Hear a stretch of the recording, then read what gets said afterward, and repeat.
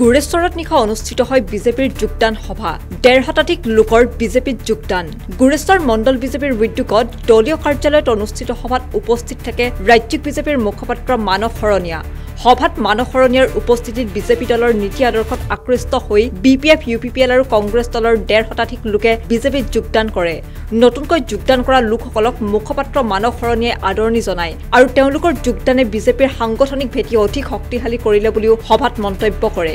সভাৰ অন্তত মুখপাত্ৰ শৰণীয়াই BTRত বিজেপি চৰকাৰ হলে BTC চুক্তি অনুসৰি অজনজাতীয় লোকৰ সাংবিধানিক সুৰক্ষা অটুট ৰখাৰ লগতে সম্পত্তি আৰু নিৰাপত্তাৰ বাবে আইন প্ৰণয়ন কৰিব বুলিও সংবাদ মাধ্যমৰ আগত জানিব দিয়ে। শৰণীয়াই লগতে যোগদানৰ এমাহৰ ভিতৰতে তেওঁক ৰাজ্যিক বিজেপিৰ মুখপাত্ৰৰ দৰে গুৰুত্বপূৰ্ণ দায়িত্ব দিয়াৰ বাবে দলীয় নেতৃত্ববৰ্গক ধন্যবাদ জনায়। সভাত বিজেপিৰ গুৰেশ্বৰ পৰিষদীয় সমষ্টিৰ তত্ত্বাৱধায়ক দিলীপ দাস, গুৰেশ্বৰ মণ্ডল বিজেপিৰ সভাপতি সমৰেন্দ্ৰ শৰ্মাকে ধৰি কেইবাগৰাকীও দলীয় কাৰ্যকৰ্তা উপস্থিত থাকে।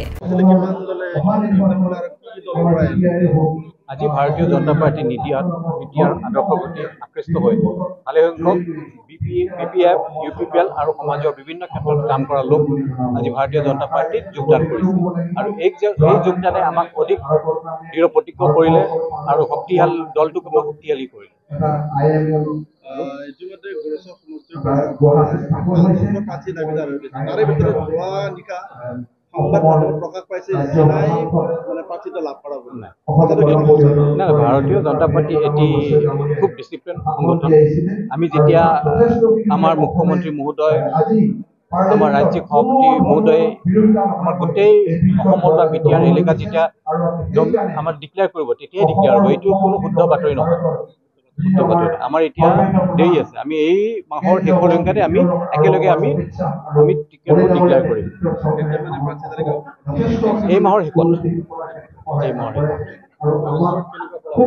গুৰেশ্বৰত আমি যোৱা এমাহ ধৰি আছো আৰু এমাহ ধৰি প্ৰায় ৮০,০০০ ভোটৰ সমৃদ্ধ এইটো এটা সমষ্টি। মই এই এমাহ ধৰি থকাৰ যিখিনি পালো এইটোত আমি বিপুল সংখ্যক ভোটত জয়যুক্ত কৰিম। হয়, যোৱা বছৰ প্ৰায় ১,০৪০টা ভোটত আমি ব্যৱধানত পৰাজিত হৈছিলোঁ। কিন্তু এইবাৰ আমি যিটো দেখিলোঁ, চৰকাৰৰ কাম কাজ দেখিলে ৰাজ্য চৰকাৰ, কেন্দ্ৰীয় চৰকাৰ কাম কাজ কৰি মানুহসকল আকৃষ্ট হৈছে আৰু বিশ্বাস কৰিছে ভাৰতীয় জনতা পাৰ্টিৰ নেতৃত্বত এখন সফল চৰকাৰ গঠন হ'ব।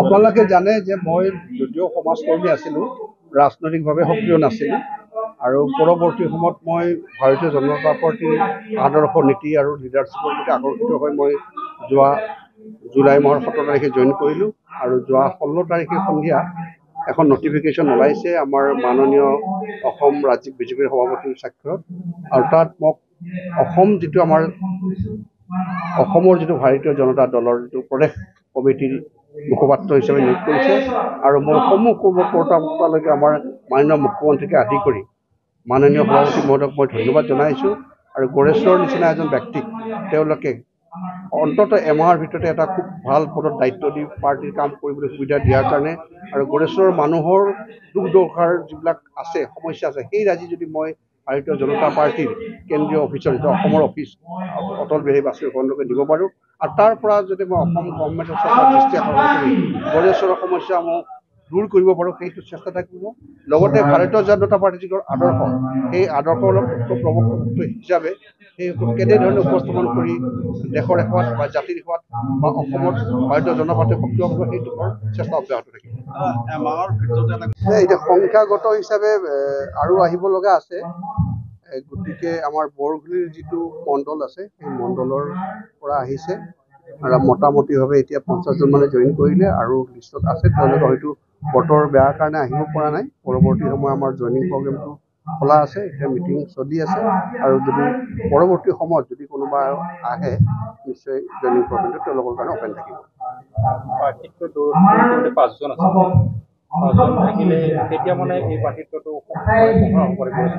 মই সঠিক মানুহ নহয়, কিন্তু তথাপি আমাৰ বাজপেয়ী ভৱনৰ পদাৰ্পণ কৰোঁ যেতিয়া এইটো সঠিক নহ'ব। বোধহয় ২৫ তাৰিখৰ আগতে প্ৰাৰ্থীৰ ঘোষণা হ'ব, যাতে প্ৰাৰ্থীসকলে এই মাহৰ শেষৰ ফালে প্ৰথম সপ্তাহত যিহেতু নিৰ্বাচনী প্ৰক্ৰিয়াবোৰ হ'ব, গতিকে খুব তৎপৰতাকে প্ৰাৰ্থীৰ তালিকা ঘোষণা কৰিলেও তেওঁলোকৰ নমিনেশ্যন ফাইলিঙৰ প্ৰিপেৰেশ্যনৰ কথা থাকে। গতিকে সেইকাৰণে তাৰ মাজত নিশ্চয় ৫ দিনমান থাকিব বুলি মই ভাবোঁ। এইটো নকম, পাৰ্টীয়ে এইটোতো কোৱাটো অনুচিত, কিন্তু এইটো কথা হয় যদি দায়িত্ব পাৰ্টী যি দিয়ে মই কৰিবলৈ যিহেতু শপত খাই এই ভাৰতীয় জনতা পাৰ্টীৰ সদস্য পদ গ্ৰহণ কৰিছোঁ, তে পাৰ্টীয়ে যি দায়িত্ব দিয়ে গতিকে তাত মোৰ ক'ব লগা নাই। দায়িত্ব দিলে মই নেক্সট দায়িত্ব পালন কৰিবলৈ মই ইচ্ছুক। আজি আমি গুৰেশ্বৰ মণ্ডলে আজি আমি বৃহৎ যোগদান কাৰ্যসূচী এটা হাতত লৈছোঁ।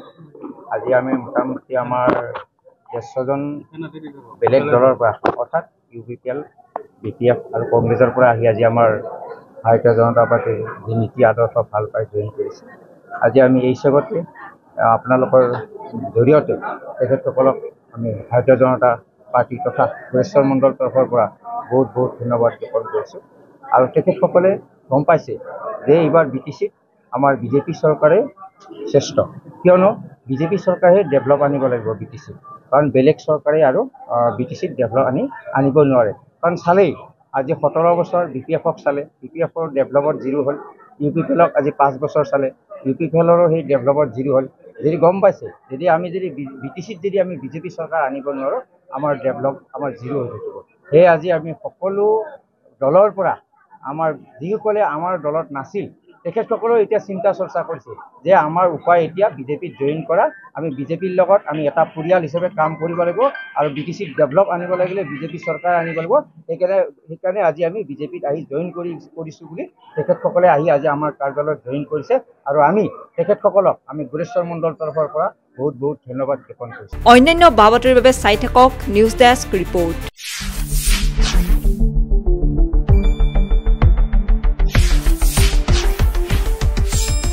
শুদ্ধ আৰু বিস্তৃত বাতৰিৰ বাবে চাই থাকক নিউজ ডেস্ক ৰিপৰ্ট।